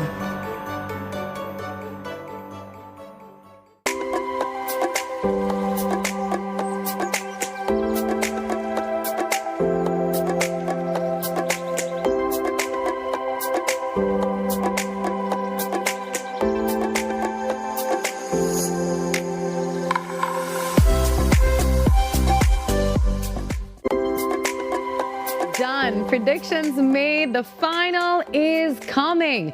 Digicel and TTT Limited Media Network present Game On, the finale, the ultimate football watch party experience. Catch every moment on massive screens. Enjoy exciting giveaways, live entertainment, and a premium bar available for purchase. Join us Sunday, July 19th at 1 p.m. at the Mecca, 11A Marval Road, Newtown, Port of Spain. Admission is free, but you must secure your exclusive access pass via Island D tickets. No coolers or glass bottles allowed. For more details, stay locked into the TTT Limited Media Network, Sweet 100.1 FM, Next 99.1 FM, and Talk City 91.1 FM. Game On, the finale. Don't just watch it. Experience it. And this is all powered by Digicel, Creamery Novelties, Jade Monkey Bar Tobago, Campari, Magnum, Stamina Energy, Blue Waters, Cafe Barista, Da Castello Prosecco, Stoli Vodka, Allegra, and the TTT Limited Media Network. So we're going to see you there, right? It's Sunday, 19th July. You come here and have a great time with us at TTT. Well, UTC celebrates San Juan Jablote's Under-15 Championship victory and continues investment in youth development. The Trinidad and Tobago Unit Trust Corporation, UTC, congratulates the San Juan Jablote Sports Club Under-15 team on being crowned TTFA National Youth League Under-15 champions following a dramatic 5-4 penalty shootout victory over Point Fortin YFA. UTC, a proud sponsor of the San Juan Jablote Club, supported the team at the Atta Bolden Stadium last Saturday as they showcased their talent, discipline, and passion for the game. Head of Premium Clients, Miss Lisa Hitlal Padilla, presented each player from UTC with something really amazing. Well, for everything that you see here and more, check us out at TTT Live Online. If you want to contribute to the show in any way, all you have to do is send us an email at tttoday@ttt.co.tt. And you can be a part of the conversation that's shaping our nation. Trinidad and Tobago Today, news you can trust and the stories that matter. We take a break and come back.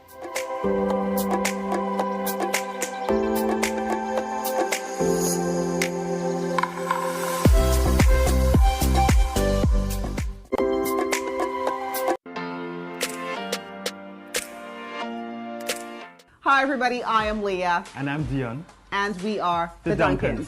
Listen, we're here to tell you about a project the Lord has given to us called the Marriage Confessional. It is geared toward married couples, those that are on the road to marriage, and those that want to get married one day. So join us on TTT and on Facebook and YouTube at TTT Live Online. The Marriage Confessional, only on TTT.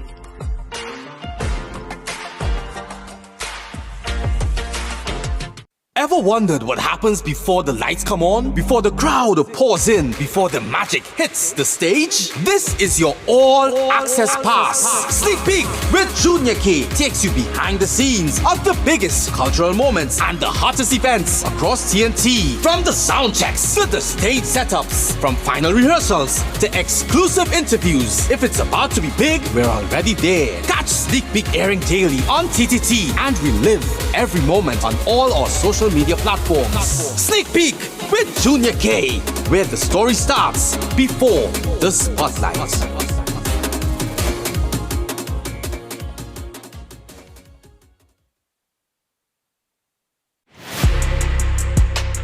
I'm Jamila Bannister, host of the Socially Safe podcast, the new TTPS podcast where we share real stories, teach real lessons, and create real impact. From online safety and youth crime to community policing and personal responsibility, we go beyond the headlines and talk about what's happening in our communities with the officers and experts who are on the front lines. Because safety starts with awareness, conversation, and action. Tune in to the Socially Safe podcast on the TTPS YouTube channel, listen on Apple Podcasts and on Spotify. Don't miss it. Watch on TTT, Mondays 6 p.m., Tuesdays 1:10 p.m.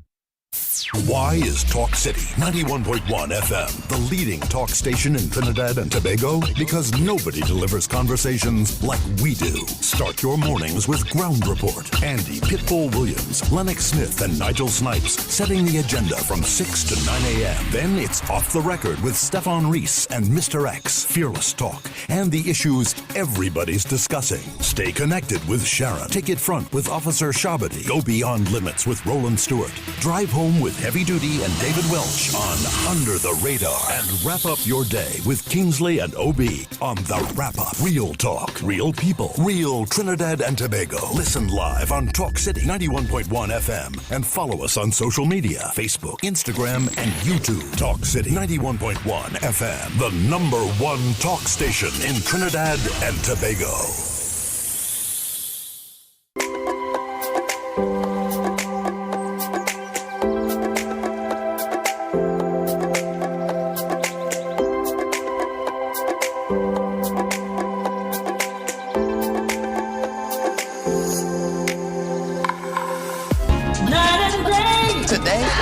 Good morning. Sweet. This is The Link Up with Sweet 100.1 FM. All right, we're going to take a quick moment now to connect with our friends over on Sweet 100.1 FM. Of course, this is The Link Up, where we bridge that space between television and radio. Just check in to see what's happening on the other side. Good morning, Nicholas and Mark. Good morning, Virmala. Good morning, Virmala. How are you? Good morning. I'm okay. You know what? It's been a long week, but we are getting there. I'm happy that the week is almost at the end. How about you? How are you feeling? How's the football action? Any arguments today? Well, we were just chatting. I was trying to edify my friend, oh boy, my good friend, about how it works in the world of football. Since he's never played the game. Wow. Football is not his game. Wow. Football is not his game. Wow. So I had to really inform him on how the game is played and stuff like that. I was talking to him about offside and stuff like that. So he didn't know about those things. Well, yes, he was feeling a little bit enlightened this morning. Yeah, Hoyt, I don't know how I feel about that, but I'm going to say that was a low blow, Mark. I'm usually on your side, Mark. No, but it's a simple thing. So wait, I have a question. Who did you play for, Mark? Oh, I played for now we have to call them the big side now, you know. Oh, Club Sando, you know. Club Sando. I could have sworn it was the Soca Warriors. What?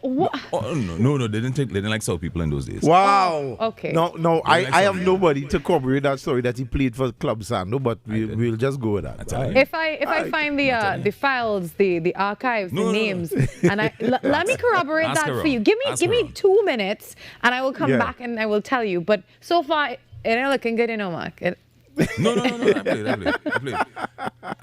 If I show the injuries, I can show the injuries. He talked about injuries and all kind of stuff. How are we so sure those injuries came from playing for Sando?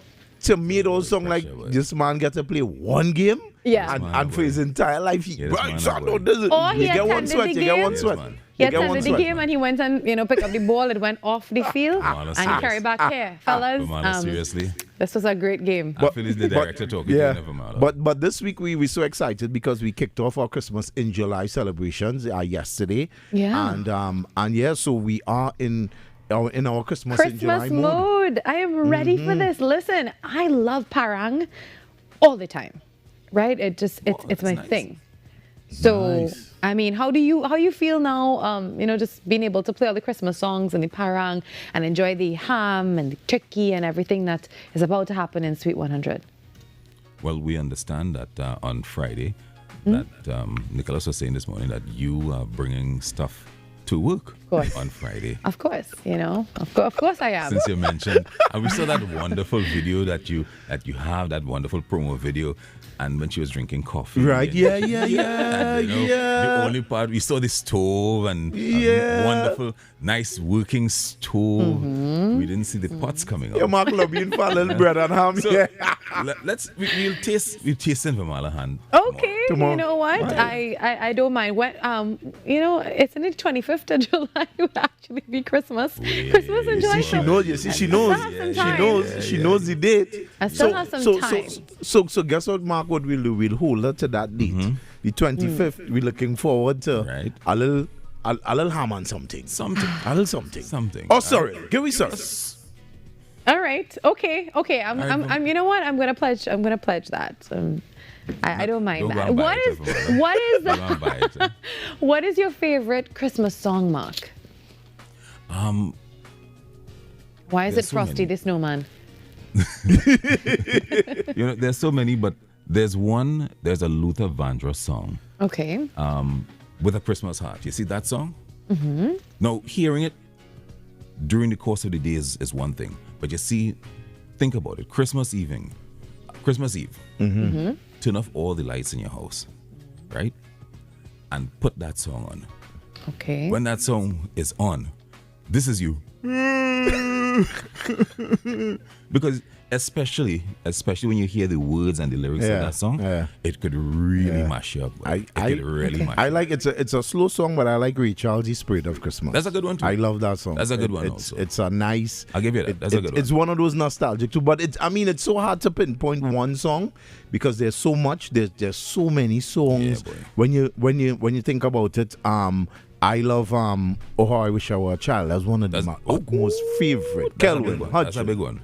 That's a big one. What about you, Virmala? What's your song? I have a very specific song, and I think you all may play it. For my radio days, I would play it every Christmas. It's the Muppets and CeeLo Green. What Christmas means to me. It's my favorite Christmas song ever. That's a big one. Love it. You remember a former friend of ours? He used to work here. Yeah. He said his song was Luther Vandross every Christmas. Every Christmas. He loved it till he hated it because he was waiting for a young lady and she stood him up. Yeah. And that song was playing by a vendor across the street while he was waiting a couple hours. We're not going to call his name. But he loved the song until he hated the song after. Then he started to like Listen, it. that's every my year, every Christmas Christmas. song. Every year, every well, Christmas. Mark, thank you for recapping your football journey. My director said that he saw you play a couple times. You were great when you played for Sando. Curtis said that you were an excellent player. Somebody said corroborate, boy. Good job. We finally corroborated this story. Come on. My director said you were great. Right? Nice. Come on. Thank you guys very much. I'll see you next week where we do this all over again. Have a good day. That was the link up with Sweet 100.1 FM. And have you ever heard about tufting? Well, this skill is becoming an increasingly popular form of textile art around the world. And one Tobago creative, Tennille Myers, is helping to introduce this craft to the island through her business, Tufting by Tins.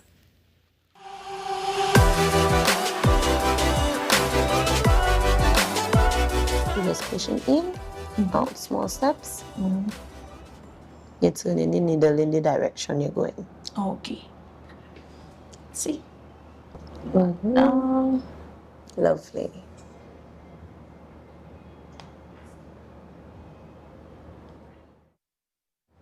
So tufting is a unique textile technique where additional threads or yarn are inserted on a basic fabric to create a raised surface or decorative pattern. Tobagonian Tenille Myers has been recognized for her skill in the craft and is now on a mission to share her expertise with a more hands-on approach called punch needle tufting. Tenille says her love for hands-on work led her to discover tufting. So I am naturally a creative person. I would have saw it on Facebook, even Instagram, and I was like, this is something really cool. So I did some research and just figured, yeah, I can give it a try. Self-taught, she continued honing her crafts. It was a little tedious at the beginning. You know, it's not something where you could reach out to other persons in Trinidad and Tobago doing because it's something relatively new. But I, found some good resources and they were able to push me in the right direction. What started as a hobby quickly became a business through word of mouth. So initially I started doing the customized rugs, and it really started with me just creating a rug for a friend, and she would have recommended me to someone, and from that it recommended to a next person and the next person, and it initially turned from a passion to a business. Right? In the interim, mats would not sell whole year round. So I needed something just to plug in the little space for the time when rugs are not being sold. It was at this point that she began exploring punch needle tufting. It's more detailed and it's more therapeutic, right? So these smaller pieces is basically a more hands-on way to tuft. It could be more expressive, it could be more creative, it could be more personal. She explains that people can be creative with the items that they make. It have customized mats where you can customize your own design on the bags, pencil case, keychains, anything you name it. It have different adjustable needles and you can use it to suit whatever material and create a little design. She has since introduced the craft through workshops across Tobago with overwhelming response. So at first I was like, let me cater for 10 persons, and I got 15. When I said, okay, I'll cater for 15, I got 25. So the experience is just very much overwhelming. The students are very much excited. I did work with the police youth clubs, the different community centers, and the different youth groups across Tobago. Even the Standard 5 children got a chance to experience tufting, seeing that SCA is over and they are now in relaxed mode. Her sessions, including one at Poetry Cafe at the Scarborough Esplanade, gave participants a creative outlet. Another session at the same venue is already in the works.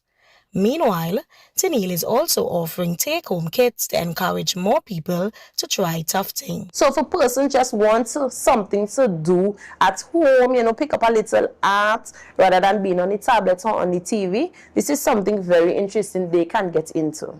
I have packages coming out soon, so they can, purchase the package. I have tutorials so they can see the videos, they can learn how to thread the punch needle, and just sit at home, relax, and partake in something very creative. She hopes that the craft can inspire young people to explore creativity beyond the screens. I noticed that there is a gap between young people and being creative. The young people kind of gravitate into social media. So, we want something positive that could push them in the direction to be expressive and also create something unique rather than sitting on the computer and partaking in those kind of leisure. Looking ahead, Tufting by Tins plans to open a storefront to expand the business and host workshops. I am Carissa Douglas for TTT News, and I love Tobago.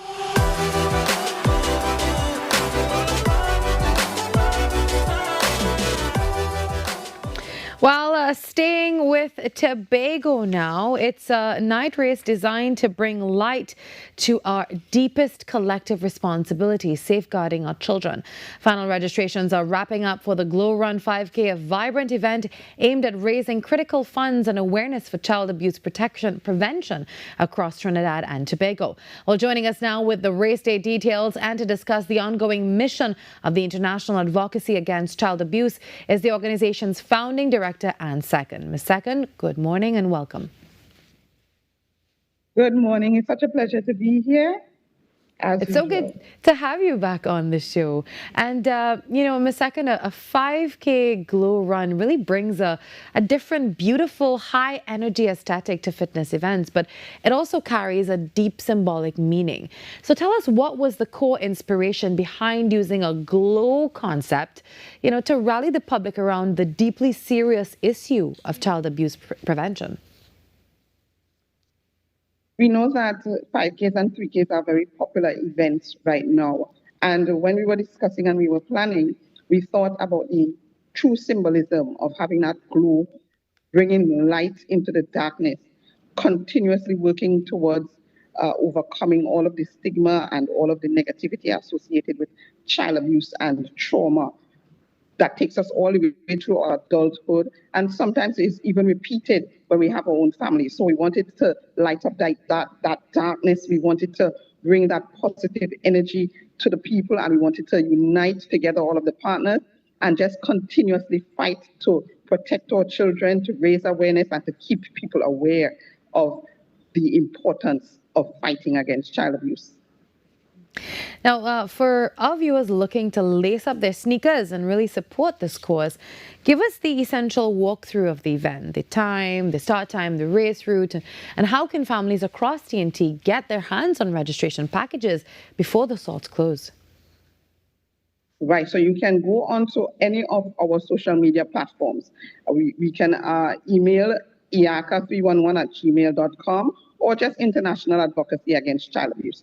And you would see your QR code so that you can register. The event costs $150 because we are looking to raise funds for our back to school family counseling sessions, support with school supplies, support with hampers and so on, our usual activities. And so we want people to register. You can show up at Cano Bay. 5:30 would be good so that we could do a warm-up exercising or prayer and or registration processes so that we can take off at 6 p.m. We can walk, we can run.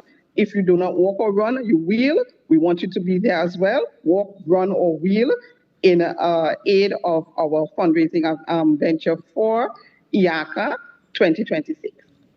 Well, we know that raising awareness is only the first step. So practically speaking, how will the funds now raised from this Glow Run 5K be utilized by the International Advocacy Against Child Abuse to really bolster support systems, counseling services, or, those emergency resources for children in need?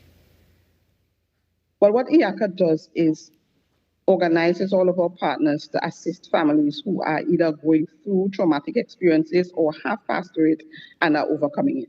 What we do is we support women, children, and general households so that they can continuously support their children.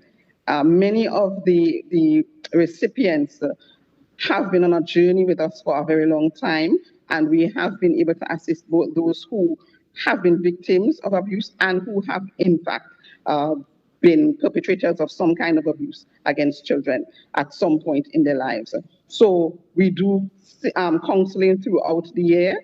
We maintain contact with the children, especially those who do not have the opportunity to go to school, because we still have a system where a number of children do not formally get educated. And I do not mean the opportunities for homeschooling. So we try to intervene into the family circle and help them to get the initial tutelage so that they can be ready to be reintroduced to formal education. So the funding will go towards physical support of school supplies and so on, hampers and so on, but also towards lessons and individual counseling for the parents and the children as they go through the different aspects of their abusive situation.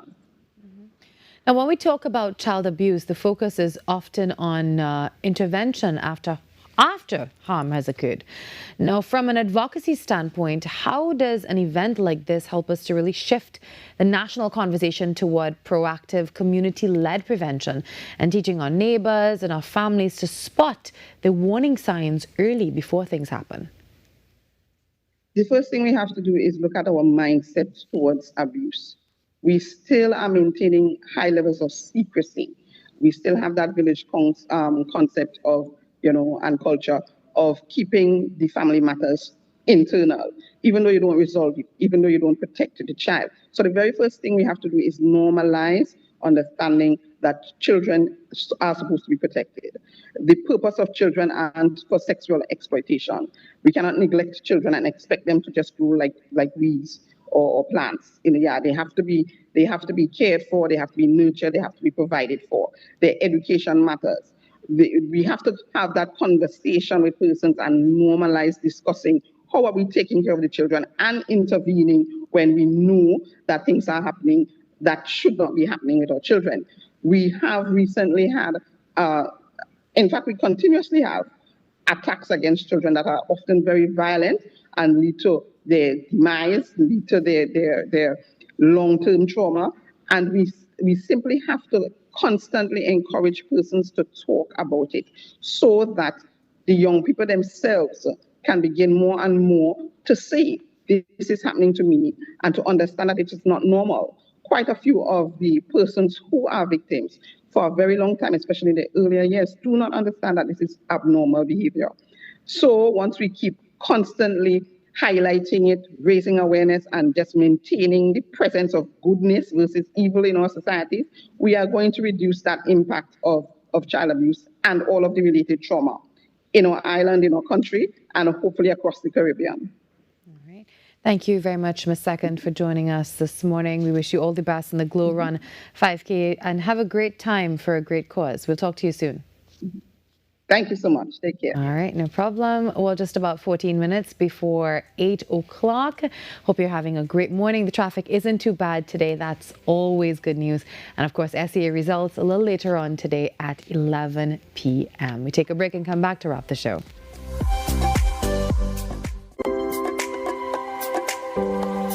I know it sounds romantic to leave everything behind to bake bread and muffins, but this isn't us. We haven't worked here in 20 years. I'm from the Great National Trust Bank. 2 weeks. That gives you until the 24th. But I mean, it's Christmas Eve. Have you thought about entering the Grand Prix? The what? This isn't just some game for bored housewives. This is baking, and you're rolling with the big boys now. We got a contest to win. Yeah, we do. Ever wondered what happens before the lights come on? Before the crowd pours in? Before the magic hits the stage? This is your all-access pass. Sneak Peek with Junior K takes you behind the scenes of the biggest cultural moments and the hottest events across TNT. From the sound checks to the stage setups, from final rehearsals to exclusive interviews. If it's about to be big, we're already there. Catch Sneak Peek airing daily on TTT and relive every moment on all our social media platforms. Sneak Peek with Junior K, where the story starts before the spotlight.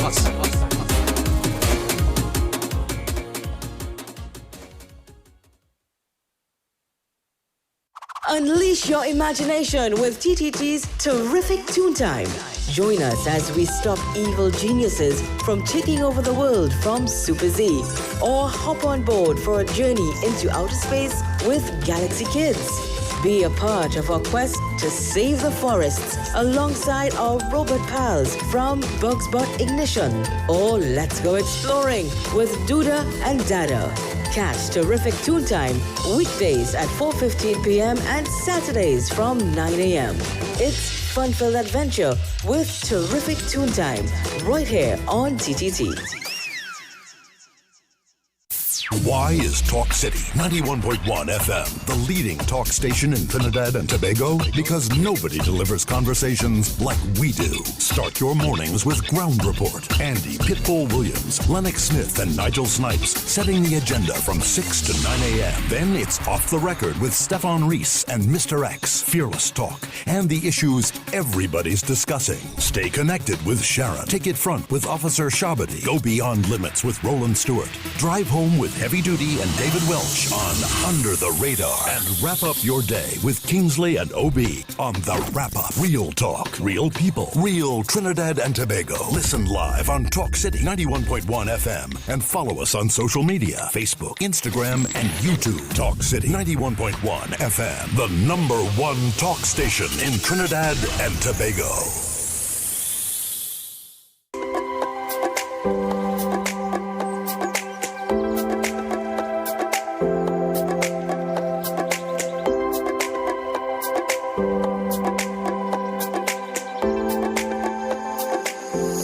important new safety net opened for Tobagonian students seeking higher education. Yesterday marked the official launch of applications for the newly revamped Youth Development Fund, managed by the Division of Youth Empowerment and Sport. This initiative is designed to provide direct financial assistance to young Tobagonians ages 16 to 35 who must leave the island to pursue tertiary studies, helping them to cover the heavy day-to-day realities of rent, groceries, travel, and books. Well, joining us now to break down the eligibility rules, the application process, and the long-term vision of this investment is Secretary for Youth Empowerment and Sport, Keegan Danoon. Secretary Danoon, good morning and welcome back to the show. Good morning, Ms. Balkaran. It's always a privilege and a pleasure to be here. A special good morning to all your viewership and to the best division, the Division of Youth Empowerment and Sport as well. Now, Secretary Danoon, applications opened yesterday and the timing could not be more critical as students are preparing for the upcoming academic year. So for families watching this morning who might assume that this is just a standard tuition-only scholarship, can you clarify how the Youth Development Fund specifically targets the day-to-day cost of living realities that often can break a student's budget? That's an exceptional question. We sat with my team and we designed and implemented this fund, recognizing the challenges that young people, especially young Tobagonians, face. We did a poll study among past interns, just asking them, what can we do to assist and make your transition through education, especially tertiary education, a lot easier? And some of them indicated, there's like, sir, to be honest, sometimes we have to decide between transportation and food. Sometimes tuition is covered, but the day-to-day expenses are not. And so the Youth Development Fund is not another simple tuition fund. It is a fund that is going to cater to those day-to-day needs. So you can access the fund for rental assistance. You can access the fund for transportation, for food. Those basic necessities that are sometimes overlooked just because a gate is available. And you have to also recognize that coming from Tobago, going to Trinidad, the struggle is a bit more, a lot more on the parents because they have to pay rent. They have to look at a number of other things. There's no safety nets available for Tobagonian students when they're in Trinidad. And so this fund was designed to ensure that no young Tobagonian should ever have to postpone their education due to financial constraints. No young Tobagonian should ever have to worry where their next meal is coming from while they are away from their home in Trinidad studying or even abroad or regionally. And the Tobago House of Assembly would have made a commitment along the way during the election period to ensure that we take care of the most vulnerable among us. And this is one of the building blocks in ensuring that young Tobagonians are catered for. Again, the best investment any government can make is into the next generation. And because you're not only helping one individual, you are helping an entire generation to advance. Yeah. Now, Mr. Danoon, let's dive into the core requirements now so that applicants can really prepare properly for this. So the fund outlines, I believe, 5 key criteria, including a GPA of 3.0 or above and a statement of financial need. So when your committee sits down now to review these portfolios, what are you looking for in that financial need statement to determine who can receive priority funding? Right. So the committee is going to do what you call a needs assessment. We're going to look at if the person is already accessing additional government funding, look at what those fundings are usually going to cover. Because there are persons who access GATE and they also access DATAS, but they're also still struggling financially. And so it's going to be on a case-by-case basis. And so that is why the requirements are not very difficult, but are necessary to ensure that the persons who need it the most would receive it. You will also see the caveat of a 3.0 GPA, recognizing that, yes, we are investing into you, but you also have to show that you are taking your studies seriously while you are away from home. because it's not a free for all. This is an assistance program to assist persons who are dedicated, persons who are serious about investing in themselves.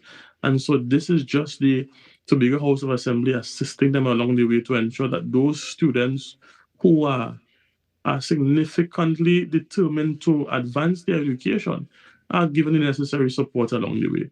You will also see the caveat of between 16 to 35, because we are the Division of Youth, and the age of youth caps off at 35 based on the international standards. And so some persons may believe that that may be too old, but not everyone had the opportunity to attend school at the age of 20 or 18. And so we are going to ensure that those individuals who would have started school later, due to probably personal reasons, are also captured in that pool and given the necessary support and the safety nets as they advance themselves, and not only themselves, but their family and the entire island of Tobago. Yeah, well, we just have a minute before we wrap it up. Any closing words on all of this, Mr. Danoon? Well, again, thank you so much for having me. It's always a privilege and a pleasure to be here on TTT. Remember, the Division of Youth Empowerment and Sport is here to support young persons. We are here to ensure that you are given the best possible opportunity at becoming your best self so that you can contribute to the socio-economic development of the island and of this country. So to the young persons who are looking on, ensure you get your applications, get them in early. We don't have a cutoff time, but we are going to be dealing with persons who apply now in time for September to ensure that you get the necessary funding. Remember, Division of Youth Empowerment and Sport, we are here to serve you. All right. Thank you very much, Mr. Danoon, for joining us today. We'll talk to you soon to find out, the updates on that. Well, before we go, we do have to remind you about the finale. It is Game On, the finale, the ultimate football watch party experience. It is happening, and you can find all that information on our social media channels. This is where we say goodbye. Thank you once again for being here. Thanks to all our guests on Tobago Thursday. Head across the TTT Live online to access everything that you saw here and more. Our social media platforms are on the screen for you as well. Send us an email at tttoday@ttt.co.tt. Again, that's tttoday@ttt.co.tt, and you can be a part of the conversation that's shaping our nation. You can also collaborate with us through the airwaves of our sister stations, Talk City 91.1 FM, Next 99.1 FM, and Sweet 100.1 FM. I'll see you tomorrow when we do this all over again. Good luck to all the SEA students. You've done your best, and we're so, so, so proud of you. See you tomorrow. Bye-bye.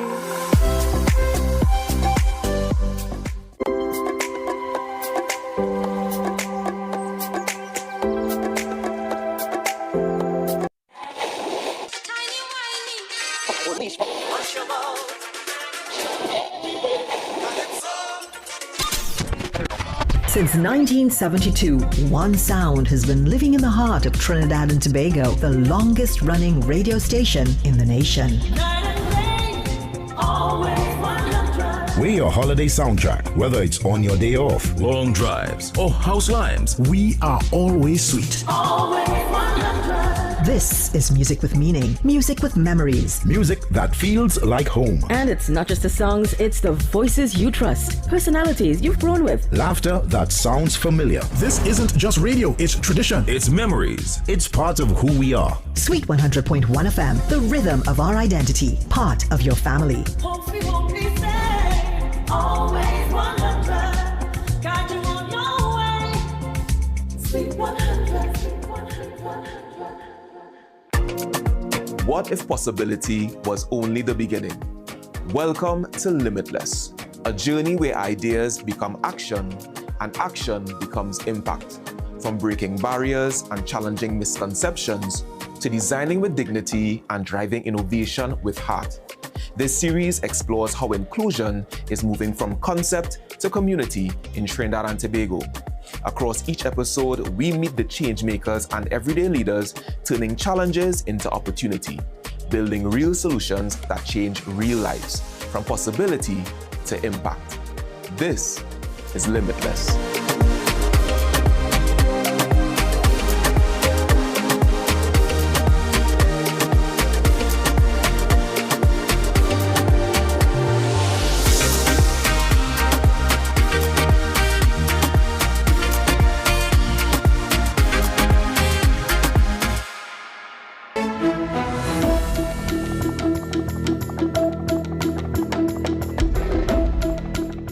Good morning. This is your TDT News Update.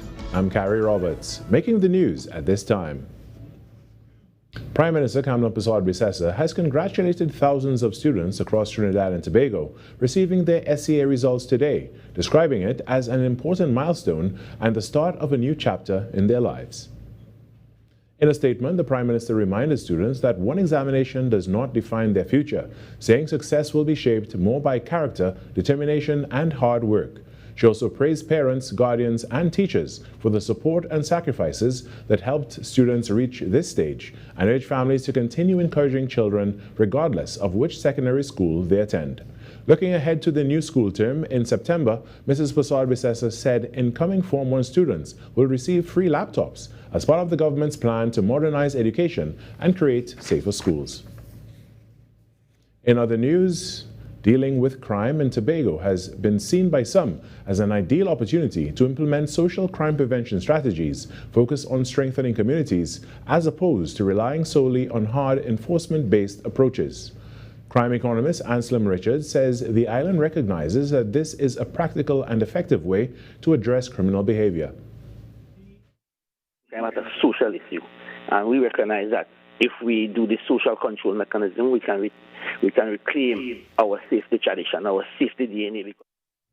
He says they have been working closely with the police, providing resources where necessary. He adds, however, that they would also like to see progress toward establishing a locally driven security force. We have been pressing, and we have been pressing with some level of determination and alacrity to ensure that we are given the legal authority to establish what we call the Tobago or the Assembly Police. That will be a second layer of security feature on the island, and that can free up our national police to focus on the tertiary level of criminal activities on the island. Mr. Richards said strengthening Tobago's own security capacity is more than crime prevention. It is a pathway to economic growth, social stability, and long-term transformation.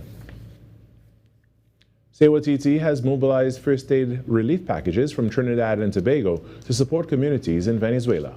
The charitable organization's president, Rivan Tilaksing, says CWTT has personnel on the ground in Venezuela to help distribute aid and coordinate assistance efforts.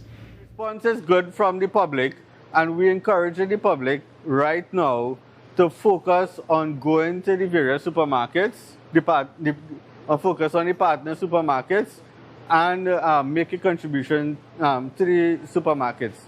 Movement from Trinidad to Venezuela is not easy, and it's not. And the infrastructure in Venezuela right now is very broken. Mr. Tilaksing added that his organization has taken care to determine exactly what is needed on the ground so that aid reaches those who need it most, avoiding costly missteps and ensuring assistance is delivered effectively. If we have to send things in Venezuela, our businesses have to find forex to replace those things here. So we want to make sure and give the best value for money that we could give. So when you make your contribution to us through the various supermarkets, we make sure you get best value for money. In addition to food items, the CWTT shipment includes tools, pumps, lights, and shovels.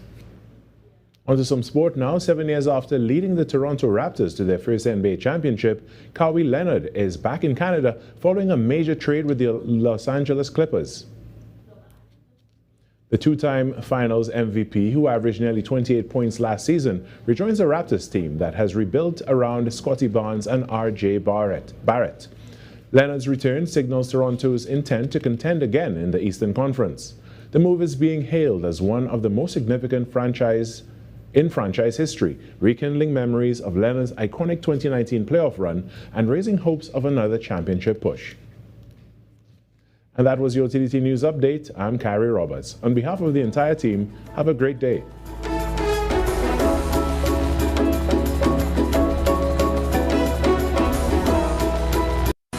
Your stories, your communities, your country. TTT News is everywhere, on the ground, across Trinidad and Tobago, and on every smart device. TTT News, nightly at 7. TTT News, committed, accurate, relevant.